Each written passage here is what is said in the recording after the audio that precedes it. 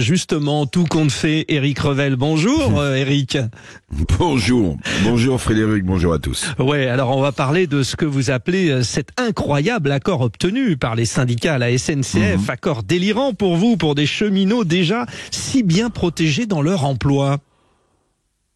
Bah oui, écoutez, avant les Jeux Olympiques de Paris, on peut dire que c'est open bar pour les syndicats à la SNCF, ou d'ailleurs dans le contrôle aérien. Bon, alors je vais vous donner la recette à la française, elle est connue. Vous prenez une profession publique qui a un très fort pouvoir de nuisance pour la collectivité nationale. Par exemple, les contrôleurs de train ou les aiguilleurs du ciel. Vous attendez, pour faire mijoter et menacer le gouvernement, vous attendez un grand événement comme les Jeux Olympiques. Vous menacez de grève et vous obtiendrez ce que vous revendiquez, ce que vous voulez. C'est comme ça que ça marche en France, c'est comme ça que ça marche à la SNCF. Et on en a un peu ras-le-bol. Mais la direction de la SNCF a dû avoir des instructions, on imagine. En clair, débrouillez-vous comme vous voulez, mais pas de vague sociale pendant les Jeux Olympiques, Vous avez raison, je vais vous détailler l'accord incroyable, je dis incroyable entre guillemets. Oui, vous avez raison, l'Élysée voulait quoi qu'il en coûte, acheter la paix sociale pour les Jeux.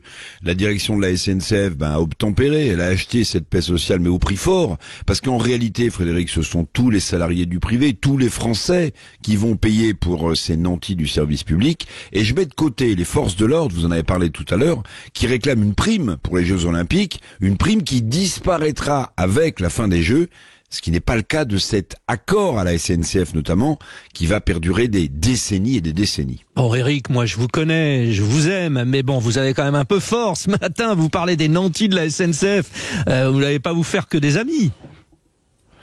Non. Vous trouvez que j'exagère en parlant de nantis à la SNCF? Alors écoutez bien ce que les syndicats ont obtenu, que ce soit effacé en grande partie, qui efface en grande partie cet accord, l'impact tout simplement de la réforme des retraites. C'est incroyable, non? C'est incroyable, cet accord scandaleux. Les salariés de la SNCF savent qu'ils pourront dorénavant, écoutez bien, travailler entre 9 et 15 mois de moins, en étant payé à 75%. Elle est pas belle, la vie des salariés du rail, mais on se fout vraiment des salariés du privé, qui n'ont pas de garantie à vie, eux, pour leur emploi, qui en plus vont prendre en pleine figure la réforme des retraites, la fameuse réforme des retraites. En réalité, la réforme des retraites ne touchera pas les cheminots. Leur syndicat Sudrail en tête, qui parle tant de justice sociale pour les salariés, pour tous les salariés, ces syndicats viennent de se vautrer dans un corporatisme le plus indigne, avec l'argent de tous les Français.